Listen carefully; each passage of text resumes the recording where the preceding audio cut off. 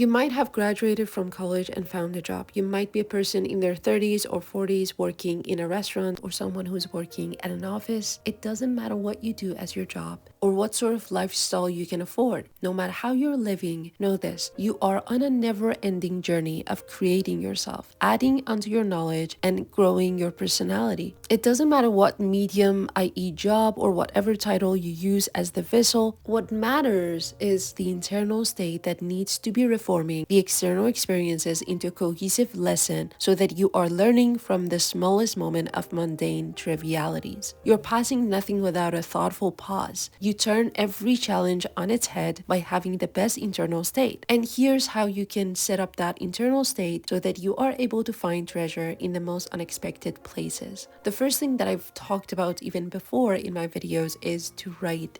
The best tool for thinking available to humankind is writing. I don't care what sort of material you use for writing, but be sure to guide your thoughts in a conscious way. You must be aware of how everything is shaping you. And as the saying goes, knowing about the problem is half of the solution. And without the thoughtful moments of tranquil distillation of your racing mind, you'll never figure out why your life is a continuous stream of randomness and chaos. Your life is just a reflection of your thoughts, and if you want to take the lead of your thoughts, keep writing and thinking in an active way. Don't let passive thoughts render you into a product of your environment, because the truth is, you are not a product of your environment. You're a product of your thoughts. Contrary to the common belief, being stuck around evil and stupidity per se cannot turn you into a rubbish person. No, if you become a proactive thinker, not a reactive or consumptive thinker, then you can use that horrendous congregation of evil to your advantage. You can use that to exercise your mental power and become a resilient thinker, to have an internal filter that sees everything as an experiment, not a tragedy that you've been thrown into. To turn the evil situation into a flying vessel for your thoughts, you must choose your own interpretation. There are so many ways you can interpret a situation. Why would you say it's a tragedy when it can be called a challenge, an opportunity for growth, for building brain muscles of toughness and resilience? Go ask yourself this question: why is it so tempting to interpret the situation as a harmful one when in fact you can just interpret it as an opportunity for growth? It's just the way the human mind tilts toward negativity,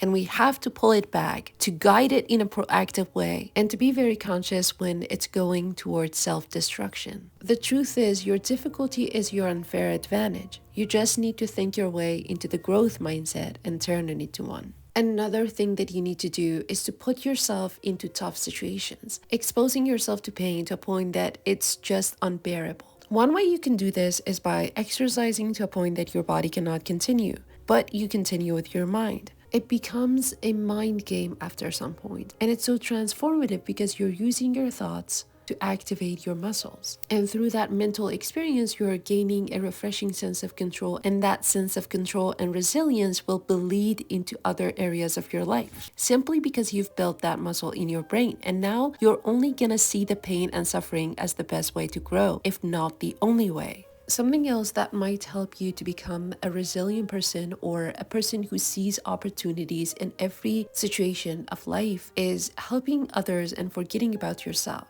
To lose the self to service, to not think about what you can gain from it, but rather what you can make others gain, what you can offer to them, and in the process, pushing yourself to grow to meet that level of service, to maximize your potential to help people in need. This is going to turn your attention into the internal peace you gain from doing stuff, not the external validation or the external achievement and rewards. You are, in effect, focusing on purifying your soul rather than gaining materialistic rewards. And remember that whatever you do it to yourself. If you help somebody to feel better, then you're actually helping yourself feel better. If you're being kind to the other person, the kindness that you're showing to the other person is going to become a part of your personality, and its effect on your psychology is going to be greater than the effect that it might be having on other people. So you are giving yourself much more benefit when you're serving others and helping them to have a better life. So go ahead and lose yourself in the act of service.